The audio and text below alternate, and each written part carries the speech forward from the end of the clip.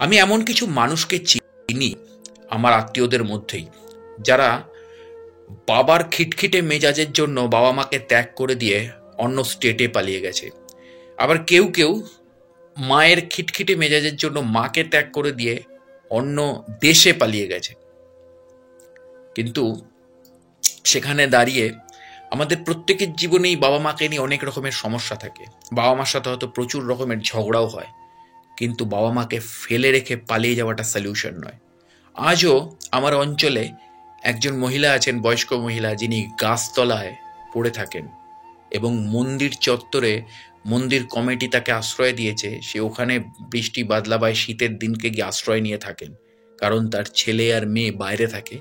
তারা সেরকমভাবে খোঁজ নেয় না। কেন? কারণ মা একটুখানি খিটখিটে মহিলা।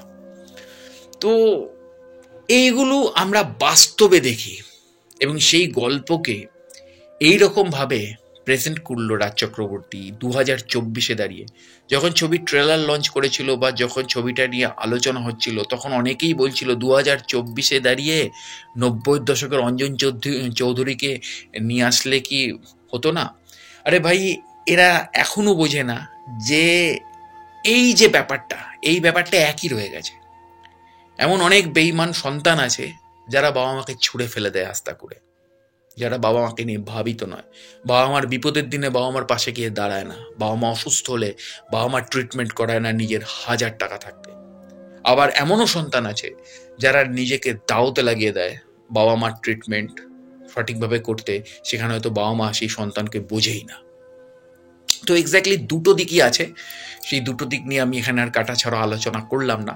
কিন্তু রাজ চক্রবর্তীর মুন্সিয়ানা, তার গল্প বলার ধরন, গল্প বলার প্রেক্ষাপট, বেশ কিছু অ্যান্টি রিভিউয়ার তারা এটাকে হট করে সাউথ ইন্ডিয়ান ছবির রিমেক বলে দিয়েছিল।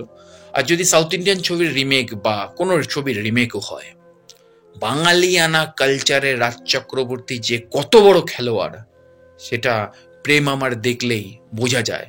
বা সেটা যখন বান্নি থেকে চ্যালেঞ্জে কপি করেছিল তখন বোঝা গেছিল। তো এক্স্যাক্টলি রাজ চক্রবর্তীর ছবি কপি পেস্ট হচ্ছে কি কপি পেস্ট হচ্ছে না, সেটা বড় কথা নয়। বড় কথা হচ্ছে বাঙালি কালচারটাকে কতটাও ধরতে পারল। তো সেই জায়গা থেকে দাঁড়িয়ে সন্তান এমন একটা কাহিনী বলছে, যে ঘটনা অতীতেও ঘটেছে, যে ঘটনা বাস্তবে আজকের দিনেও ঘটছে, যে ঘটনা আগামী দিনেও ঘটবে।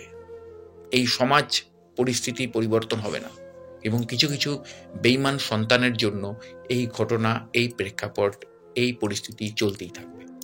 তো এক্স্যাক্টলি সেই জায়গা থেকে দাঁড়িয়ে সন্তান এমন নয় 2024-এ 90-এর দশকের গল্প বলছে। সন্তান এই সময়কার গল্প। সন্তান প্রত্যেকের গোটা পরিবার নিয়ে দেখা উচিত। ছোট ছোট বাচ্চাদেরকেও নিয়ে যাওয়া উচিত, বাবা মাকেও নিয়ে যাওয়া উচিত, ছোট ছোট বাচ্চাদেরকেও নিয়ে যাওয়া উচিত। মানে 3 জেনারেশন 4 জেনারেশন যদি একসাথে বসে দেখতে পারে সন্তান, তবে হয়তো সমাজের প্রেক্ষাপট কিছুটা পরিবর্তন হবে, তবে হয়তো সামাজিক মূল্যবোধ তৈরি হবে। গল্প আর নতুন করে বলার কিছু নেই। গল্প ট্রেলারে আপনারা যা দেখে নিয়েছেন সেটাই গল্প। শেষে চমক রয়েছে এবং অবশ্যই এই সূত্রে শুভশ্রী গাঙ্গুলি এবং দেবের ছবি, আলাদা আলাদা ছবি অনেক দিন পর একসাথে রিলিজ হয়েছে। তো ধূমকেতু নিয়ে পোস্ট করেছে ধূমকেতুর প্রডিউসার।